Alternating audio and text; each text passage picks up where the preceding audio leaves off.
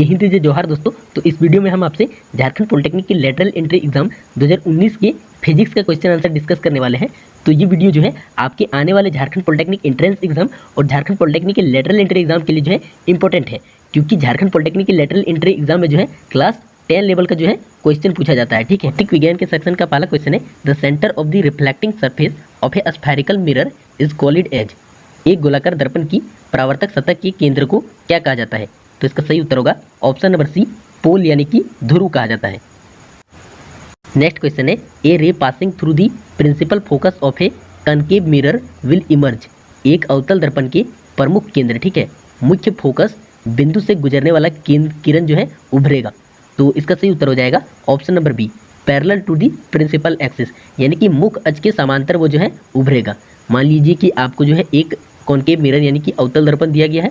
अब उसके बाद यहाँ पर जो है मुख्य फोकस से अगर कोई किरण गुजरता है तो वो परावर्तक पृष्ठ से टकरा के जो है समांतर निकलता है मुख्य अक्ष के। तो इसका सही उत्तर हो जाएगा ऑप्शन नंबर बी।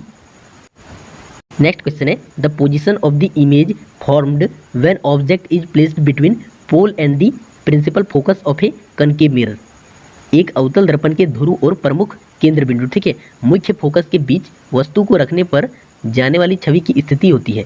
तो एक अवतल दर्पण पे हम लोग जो है ये ध्रुव हो गया पी बिंदु, और उसके बाद जो है मुख्य फोकस हो जाता है और एक वक्रता केंद्र हो जाता है। हम लोग जो है वस्तु को रख रहे हैं फोकस और जो है ध्रुव के बीच में, तब हम लोग का जो प्रतिबिंब है वो इसके दर्पण के पीछे बनता है, और ये जो है आभासी एवं सीधा प्रतिबिंब बनता है और जो है बड़े आकार का प्रतिबिंब बनता है। ठीक है, तो जो प्रतिबिंब बन रहा है वो कहाँ बन रहा है? दर्पण के पीछे। तो इसका राइट आंसर हो जाएगा option number B, behind the mirror.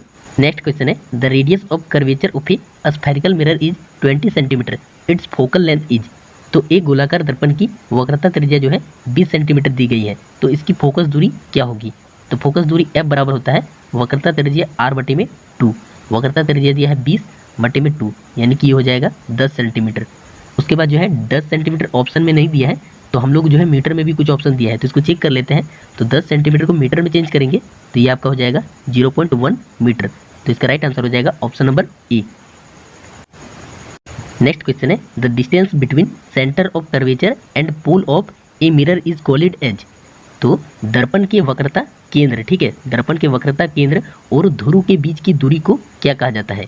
तो इसे जो है हम लोग रेडियस ऑफ कर्वेचर यानी कि वक्रता त्रिज्या कहते हैं। तो इसका राइट आंसर हो जाएगा option number A. Next question है, which among the following has lower refractive index. निम्नलिखित में से किसका अपवर्तनांक कम है? ठीक है, तो आइए इसको देख लेते हैं। तो अल्कोहल का अपवर्तनांक जो है वो आपका 1.36 होता है। उसके बाद सेंधा नमक या फिर रॉक सॉल्ट का जो है 1.54 होता है। रूबी यानी मानिक का जो है आपका 1.71 होता है। डायमंड हीरा का जो है 2.42 होता है। तो सबसे कम अपवर्तनांक जो है आपका अल्कोहल का है। तो इसका राइट आंसर हो जाएगा ऑप्शन नंबर ए। और अगर आपको यदि पता नहीं हो ये सब जो डाटा है, तो अगर आपको पता होगा कि अल्कोहल जो है एक लिक्विड टाइप का होता है, ठीक है, तो अल्कोहल एक लिक्विड टाइप का होता है, बाकी आपका जो है एक जो है सॉलिड टाइप का मटेरियल होता है। तो जो कि सॉलिड क्या होते हैं? सघन होते हैं। तो इन लोग का अपवर्तनांक जो है आपका अल्कोहल के मुकाबले ज़्यादा होगा।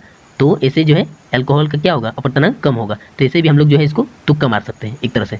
नेक्स्ट क्वेश्चन है, the speed of light in a rare medium with respect to the denser medium is. सघन माध्यम के संबंध में एक विरल माध्यम में प्रकाश की गति होती है। तो विरल माध्यम में प्रकाश की गति जो है ज़्यादा होती है सघन माध्यम की तुलना में। तो इसका राइट आंसर होगा option number B, higher. Next question है, the power of a lens is -2.5 dioptre then the given lens is. तो यहाँ पर जो है एक शीशे की शक्ति जो है -2.5 डायोप्टर दिया गया है।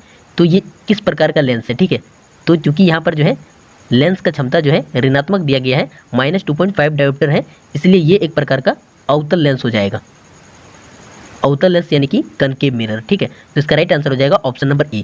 यहाँ पर देखिए नतोदार लिखा हुआ है। ठीक है, तो होता क्या है ना कि क्वेश्चन आपका जो है इंग्लिश से टाइपिंग किया जाता है वहाँ पर ऑफिशियली, और उसके बाद उसको जो है ट्रांसलेट किया जाता है हिंदी में, इसलिए इसकी जो है हिंदी में टाइपिंग में कुछ गड़बड़ी हो जाता है। ठीक है, तो इसका राइट आंसर होगा ऑप्शन नंबर ए, कनकेव मिरर। तो इसलिए आपको जो है इंग्लिश पॉइंट को भी याद रखना है, क्योंकि ज़्यादातर लोग तो क्लास 10 जो है जैक बोर्ड से ही पढ़े रहते हैं हिंदी से, तो उसको जो है दिक्कत हो सकता है, इसलिए आप लोग जो है इंग्लिश पॉइंट को याद रखना स्टार्ट कर दीजिए।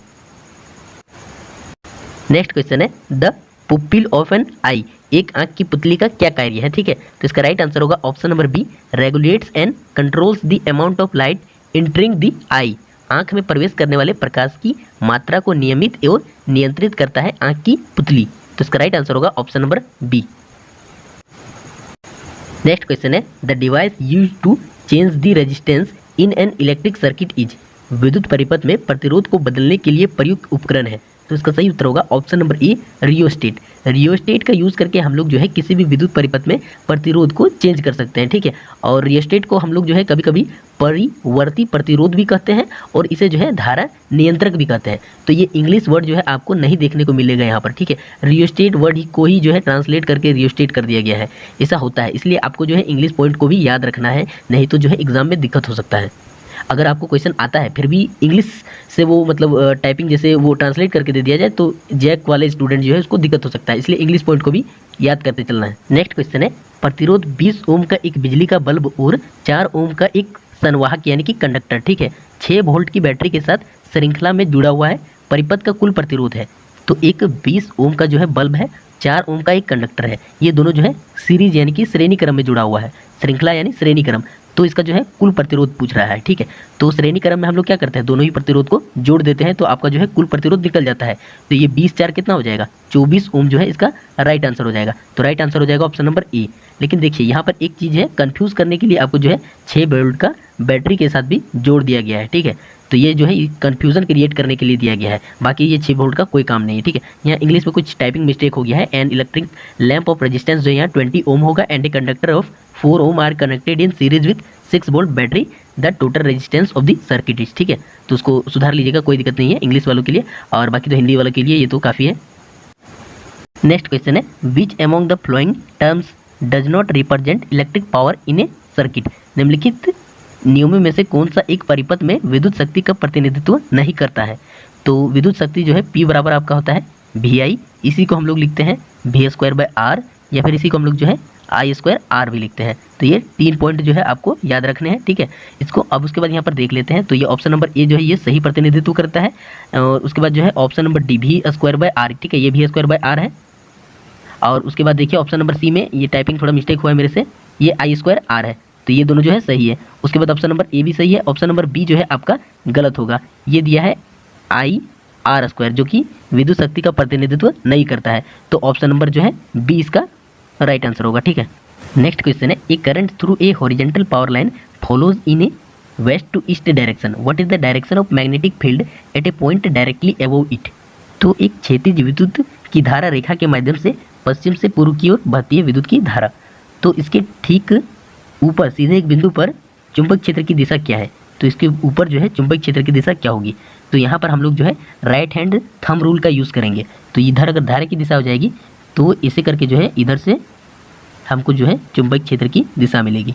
तो उत्तर से दक्षिण की ओर जो है इसका डायरेक्शन हो जाएगा चुंबक क्षेत्र का। तो राइट आंसर हो जाएगा option number A north to south, उत्तर से दक्षिण की ओर। नेक्स्ट क्वेश्चन है which among the following act like a commutator in an electric motor. निम्नलिखित में से कौन से विद्युत मोटर में एक बिजली की धारा के क्रम बदलने के लिए यंत्र की तरह कम्यूटेटर की तरह कार्य करता है। तो इसका राइट आंसर हो जाएगा option number C split rings, ठीक है। विभाजन के छल्ले लिखा हुआ है लेकिन स्प्लिट रिंग्स होगा, ठीक है। नेक्स्ट क्वेश्चन है which of the flowing correctly describes the magnetic field near a long straight wire. तो एक लॉन्ग स्ट्रेट वायर है, इसमें मैग्नेटिक फील्ड, तो यहाँ पर जो है राइट हैंड थंब रूल का यूज़ करते हैं। तो अगर करंट इसे फॉलो हो रहा है तो इसके जो 4 फिंगर हमारे होते हैं वो इस टाइप से जो है इसका मैग्नेटिक फील्ड को दिखाता है, ठीक है, मैग्नेटिक फील्ड के डायरेक्शन को दिखाता है। और इसके जो है चारों ओर होता है, कंडक्टर के चारों तरफ होता है। तो इसका राइट आंसर होगा option number D the field consist of A concentric circles centred on the wire, जिसके क्षेत्र में तार पर केंद्रित समवर्ती वृत्त होते हैं। तो इसका राइट आंसर होगा option number D. Next question है ए जनरेटर कन्वर्ट्स, एक जनरेटर परिवर्तित करता है। तो जनरेटर जो है वो यांत्रिक ऊर्जा को विद्युत ऊर्जा में परिवर्तित करता है। तो इसका राइट आंसर होगा option number A mechanical energy to electrical energy. ये हो गया जनरेटर का काम। अगर मोटर का काम पूछ दिया जाए तो मोटर क्या करता है, आपके विद्युत ऊर्जा को यांत्रिक ऊर्जा में चेंज करता है, ठीक है। तो अगर आप लोगों को कुछ एग्जाम रिलेटेड डाउट है तो आप हमें जो है इंस्टा पे मैसेज कर सकते हैं। तो मिलते हैं नेक्स्ट वीडियो में, तब तक के लिए जय हिंद।